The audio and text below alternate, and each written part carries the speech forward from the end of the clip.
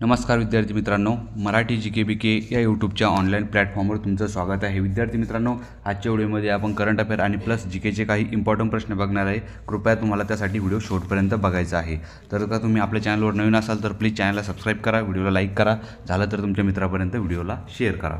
बघा, ह्या ठिकाणी प्रश्न क्रमांक पहिला आहे, जानेवारी 2025 मध्ये गडचिरोली जिल्ह्याचे पालकमंत्रीपदी कोणाची नियुक्ती झालेली आहे। म्हणजे जानेवारी 2025 मध्ये जेवढे काही पालकमंत्री आहे प्रत्येक जिल्ह्याचे ते नियुक्त झालेले आहे। तर या ठिकाणी तुम्हाला गडचिरोली जिल्ह्याचे पालकमंत्री सांगायचे आहे। तर गडचिरोली जिल्ह्याचे जे पालकमंत्री आहे ते आहे देवेंद्र फडणवीस, आणि ते काय रे सध्याचे आपले महाराष्ट्राचे मुख्यमंत्रीसुद्धा आहे आणि सोबतच काय गृहमंत्रीसुद्धा आहे। त्यानंतर बातम्यामध्ये चर्चेत आलेल्या बीड जिल्ह्याचे पालकमंत्रीपदी 2025 रोजी कोणाची नियुक्ती झालेली आहे। या ठिकाणी बीड जिल्ह्याचे पालकमंत्री कोण आहे तर जे अर्थमंत्री आहे आपले अजित पवार दादा हे आहे बीड जिल्ह्याचे पालकमंत्री। त्यानंतर नेक्स्ट बघा, 15 जानेवारी हा दिवस खालीलपैकी कोणत्या खेळाडूचा जन्मदिवस हा राज्य क्रीडा दिवस म्हणून महाराष्ट्र राज्यात साजरा केला जातो। बघा, 15 जानेवारीला कोणता दिवस असतो? 15 जानेवारीला महाराष्ट्र राज्य क्रीडा दिवस म्हणून साजरा केला जातो। तर तो कोणत्या खेळाडूच्या स्मरणार्थ तो साजरा केला जातो? तर तो केला जातो लढा अमर सिंग। कोणाच्या स्मरणार्थ? पर्याय क्रमांक 3चं बरोबर उत्तर आहे खाशाबा जाधव। खाशाबा जाधवचा जो जन्मदिवस आहे तो काय केला जातो तर 15 जानेवारी हा राज्य क्रीडा दिवस म्हणून साजरा केला जातो। आणि 15 जानेवारीला काय दिवस आहे? 15 जानेवारीला आर्मी डे सुद्धा 15 जानेवारीला सेलिब्रेट केला जातो। त्यानंतर 4 नंबरचा प्रश्न बघा, विश्व मराठी संमेलन 2025चे आयोजन जे आहे ते महाराष्ट्र शासनाने केले आहे। तर ते कितवे विश्व मराठी साहित्य संमेलन होते? जे विश्व मराठी साहित्य संमेलन 2025 मध्ये आयोजित झालेलं होतं तर महाराष्ट्र शासनाने केलं होतं त्याचं आयोजन। तर ते कितव्या क्रमांकाचं विश्व मराठी साहित्य संमेलन होतं? तर ते 3ऱ्या क्रमांकाचं होतं, लक्षात ठेवायचं आहे। त्यानंतर बघा, विश्व मराठी संमेलनचे आयोजन महाराष्ट्र शासनाच्या वतीने कोणत्या ठिकाणी पार पडले आहे? तर कोणत्या ठिकाणी पार पडलेले आहे ते पार पडलेलं आहे पुणे या ठिकाणी। कुठे? पुणे या ठिकाणी विश्व मराठी साहित्य संमेलन 2025चं पार पडलेलं आहे। त्यानंतर 6 नंबरचा प्रश्न बघा, या ठिकाणी कवकांची पेशीभित्ती कोणत्या जटिल शर्करेपासून बनलेली असते? कवकांची जी पेशीभित्ती राहते ती कोणत्या जटिल शर्करेपासून बनलेली राहते? तर कायटिन या जटिल शर्करेपासून बनलेली राहते काय रे? कवकाची पेशिका भित्ती। त्यानंतर बघा, छत्रपती संभाजी महाराजांचा जन्मदिवस बघा, जन्म शिवनेरी किल्ल्यावर झाला आहे। तर शिवनेरी किल्ल्याचे किल्लेदार कोण होते? या ठिकाणी शिवनेरी किल्ल्याचे तुम्हाला काय विचारलेलं आहे रे? तर किल्लेदार कोण होते? तर विजयराज हे जे आहे शिवनेरी किल्ल्याचे काय होते रे? किल्लेदार होते, शिलेदार होते। त्यानंतर बघा, समोरचा आहे, भारतीय संसदेच्या कायदे मंडळात कोणत्या घटक नसतो? बघा, भारतीय संसदेचे जे कायदे मंडळात त्यात कोणता घटक नसतो रे? त्यात घटक असतो राष्ट्रपती असतो, लोकसभा असतो, राज्यसभा असतो। तर त्यामध्ये जे आहे ते सर्वोच्च न्यायालय हा घटक नसतो। लक्षात ठेवायचं, संसदमध्ये कोणकोणतं समाविष्ट राहते? लक्षात ठेवा, या ठिकाणी राष्ट्रपतीचा समावेश राहतो, लोकसभेचा आणि राज्यसभेचा मिळून काय बनते रे? संसद बनते, बरोबर। या ठिकाणी संसदचं जे कलम आहे, संसदचं कलम आहे 79, राज्यसभेचं कलम किती आहे रे? 80, आणि जे लोकसभेचं कलम आहे ते किती आहे रे?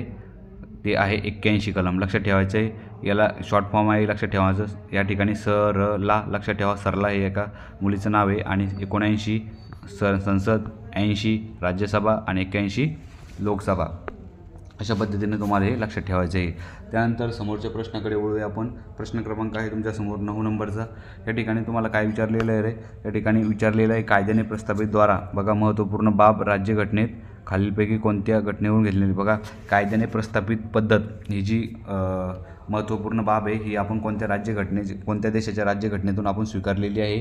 तर ती स्वीकारलेली आहे आपण जपानच्या राज्यघटनेतून। काय रे? जपानच्या राज्यघटनेतून स्वीकारलेलं आहे कायद्याने प्रस्थापित पद्धत ही। त्यानंतर कालिसरार बघा, कालिसरार हा आंतरराष्ट्रीय धरण प्रकल्प कोणत्या राज्यात आहे? कालिसरार जो आंतरराज्यीय धरण प्रकल्प आहे तर तो कोणत्या 2 राज्याच्या दरम्यान आहे? तर तो आहे महाराष्ट्र आणि मध्य प्रदेश। महाराष्ट्र आणि मध्य प्रदेश राज्याच्या दरम्यान आहे कालिसरार हा जो आहे धरण प्रकल्प। त्यानंतर केंद्रीय मंत्रिमंडळाची कोणाची सामुदायिक जबाबदारी असते? बघा, केंद्रीय मंडळ कोणाला प्रतिदायी असतं, उत्तरदायी असतं? तर केंद्रीय जे मंत्रिमंडळ आहे ते लोकसभेला उत्तरदायी राहतं, लक्षात ठेवायचं आहे। त्यानंतर समोरचा प्रश्न आहे तुमच्यासमोर 12 नंबरचा, तांबा आणि पितळ भांडे बनवण्यासाठी कोणत्या ठिकाणी महाराष्ट्र प्रसिद्ध आहे? बघा, तांब्याची आणि पितळाची जी भांडे बनते महाराष्ट्रात, तर त्यासाठी कोणता जिल्हा प्रसिद्ध आहे? तर भंडारा जो जिल्हा आहे प्रसिद्ध आहे कशासाठी? रे तांब्याची आणि पितळाची भांडी बनवण्यासाठी. त्यानंतर भारतीय राज्यघटनेत किती प्रकारच्या आणीबाणीची तरतूद आहे? तर बघा, 3 प्रकारच्या आणीबाणी आहे भारतीय राज्यघटनेत. लक्षात ठेवायचं आहे कोणकोणते? आर्थिक आणीबाणी, त्यानंतर राष्ट्रीय आणीबाणी आणि एक राजकीय आणीबाणी. लक्षात ठेवायचं आहे. तिन्ही आणीबाणी लावण्यासाठी कोणाची सहमती लागते रे? तर राष्ट्रपतीची सहमत लागते तिन्ही आणीबाणी लावण्यासाठी. त्यानंतर 14 नंबरचा प्रश्न आहे, महाराष्ट्र कर्नाटक राज्यात, बघा, महाराष्ट्र आणि कर्नाटक राज्यात सन 2011च्या जनगणनेनुसार स्त्री साक्षरतेचे प्रमाण किती आहे? महाराष्ट्र आणि कर्नाटक राज्यात तर किती आहे साक्षरतेचं प्रमाण 2011च्या जनगणनेनुसार? तर 75.9% एवढं काय रे जनगणनेचं साक्षरतेचं प्रमाण आहे कर्नाटक आणि महाराष्ट्र राज्यामध्ये. त्यानंतर बघा, या ठिकाणी 15 नंबरचा प्रश्न आहे तुमच्यासमोर, गडचिरोली जिल्ह्यात विराज राजाचा किल्ला कोणत्या ठिकाणी आहे? बघा, गडचिरोली जिल्ह्यात एक राजा होता विराज, तर त्याचा जो किल्ला आहे तर तो कोणत्या ठिकाणी होता? तर विराज राजाचा जो किल्ला आहे त्याचं नाव आहे वैरागड, या ठिकाणी तो विराज राजाचा किल्ला होता. त्यानंतर 16 नंबरचा प्रश्न बघा तुमच्यासमोर आहे, भारताच्या मुख्य भूसीमा, बघा, भारताच्या मुख्य भूमीस लाभलेला समुद्र किनारा किती किलोमीटरचा आहे? या ठिकाणी भारताला विचारलेलं आहे, भारताला किती किलोमीटरचा समुद्र किनारा लाभलेला आहे? तर 6100 किलोमीटर एवढा भारताला समुद्र किनारा लाभलेला आहे. त्यानंतर समोरचं बघा, चाफेकर क्लब ही क्रांतिकारी संघटना कोणत्या ठिकाणी कार्यरत होती? बघा, चाफेकर क्लब ही जी क्रांतिकारी संघटना होती ही कोणत्या ठिकाणी कार्यरत होती रे? तर पुणे या ठिकाणी कार्यरत आहे चाफेकर क्लब ही क्रांतिकारी संघटना. रॅडचा जो खून आहे तो कोणी केला होता? तर चाफेकर बंधूंनी रॅड या इंग्रज अधिकाऱ्याचा खून केलेला होता. त्यानंतर 18 नंबरचा प्रश्न बघा तुमच्यासमोर आहे, हिंदू लेडी, बघा, हिंदू लेडी या नावाने टाइम्स वृत्तपत्रातून कोणी लेखन केले? हिंदू लेडी हे जे टाइम्स वृत्तपत्र आहे या वृत्तपत्रातून कोणी लेखन केलेले आहे? तर 18 नंबरच्या बरोबर उत्तर आहे डॉक्टर रखमाबाई, बघा, रखमाबाई राऊत. बघा, हिंदू लेडी या टाइम्स वृत्तपत्रात जे लेखन केलेलं आहे ते केलेलं आहे डॉक्टर रखमाबाई राऊत यांनी. कोणी केलेलं आहे? डॉक्टर रखमाबाई राऊत यांनी. त्यानंतर समोरील प्रश्न आहे तुमच्यासमोर 19 नंबरचा. या ठिकाणी बघा, तुम्हाला काय सांगायचं आहे की जे होमोसेपियन आहे हे शास्त्रीय नाव खालीलपैकी कोणत्या सजीवाचे आहे? होमोसेपियन हे काय रे? एक प्रकारचं मानवाचं नाव आहे. होमोसेपियन म्हणजे मानवाचं शास्त्रीय नाव आहे. त्यानंतर संप्रेरकाच्या रूपात इथिलिनचा शोध 1935 साली कोणी लावलेला आहे? संप्रेरकाच्या रूपात जे इथिलिनचा शोध आहे ते 1935मध्ये कोणी लावलेला आहे? तर तो लावलेला आहे क्रॉकर या शास्त्रज्ञाने. क्रॉकर या शास्त्रज्ञाने लावलेला आहे संप्रेरकाचा शोध, जे की इथिलिनचा शोध 1935मध्ये लावलेला आहे. पेलाग्रा हा रोग कोणत्या जीवनसत्वाच्या अभावामुळे होतो? पेलाग्रा हा जो रोग आहे हा होतो व्हिटॅमिन B5. पेलाग्रा रोग कोणत्या व्हिटॅमिनमुळे होतो रे? व्हिटॅमिन B5मुळे कोणता रोग होतो? पेलाग्रा रोग. B5 बरोबर. B5चं जे सायंटिफिक नाव आहे ते आहे पेंटॅटिक ॲसिड. लक्षात ठेवायचं आहे, पेंटॅटिक आम्ल. B1चा आहे थायमिन, B2चा आहे रायबोफ्लोविन, B3 आहे व्हिटॅमिन नाही, B3चं नियासिन आहे, B4 व्हिटॅमिन नाही आहे, लक्षात ठेवा. त्यानंतर रेडियम वेगळा करण्यासाठी ज्या खनिजाचा वापर केला होता ते खनिज खालीलपैकी कोणते आहे? बघा, रेडियम वेगळा करण्यासाठी ज्या खनिजाचा वापर केला जातो तर ते खालीलपैकी खनिज कोणतं आहे? तर ते खनिज आहे पिंच ब्लेड. कोणतं रे? पिंच ब्लेड या खनिजाचा वापर करून रेडियम काय केला जातो? वेगळा केला जातो. त्यानंतर अंतराळवीरांना जे आहे ते अवकाशातून आकाश कसे दिसते? अंतराळवीर जे राहते त्यांनी जर खाली बघितलं अंतराळातून तर त्यांना आकाशाचा कलर कशा प्रकारचा दिसतो? तर त्यांना आकाशाचा जो प्रकार आहे तो पूर्णतः कसा रे? काळ्या प्रकारचा दिसतो. त्यानंतर लीव्ज ऑफ ग्रास हा जो ग्रंथ आहे हा व्हाल्ट व्हिटमन यांनी कोणाच्या जीवनावर आधारित लिहिलेला आहे? बघा, लीव्ज ऑफ ग्रास या ग्रंथाचे लेखक आहे व्हाल्ट व्हिटमन, बरोबर. तर यांनी जे व्हाल्ट व्हिटमन हा ग्रंथ लिहिलेला आहे तर तो ग्रंथ कोणाच्या जीवनावरती आधारित आहे? तर तो ग्रंथ महात्मा गांधी यांच्या जीवनावरती आधारित आहे, जो की लीव्ज ऑफ ग्रास हा ग्रंथ आहे आणि तोचे लेखक आहे व्हाल्ट व्हिटमन. लक्षात ठेवायचे. त्यानंतर नेताजी सुभाषचंद्र बोस यांचा जन्म कोणत्या राज्यात झालेला आहे?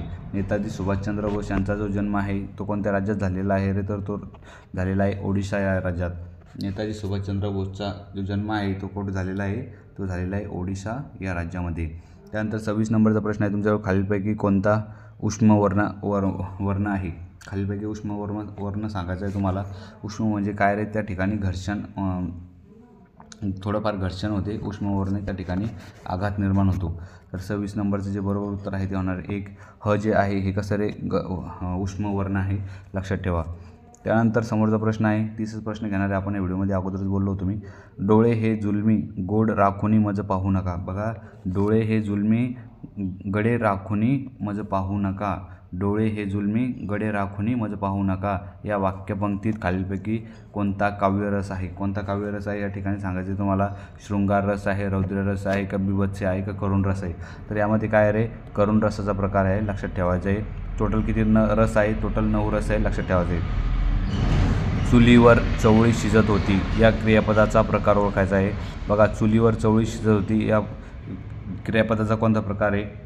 या ठिकाणी विद्यार्थी आहे, स्वार्थी आहे, का अज्ञार्थी आहे, का संकेतार्थी आहे? बघा, चुलीवर चवळी शिजत होती म्हणजे काय रे, या ठिकाणी काय आहे?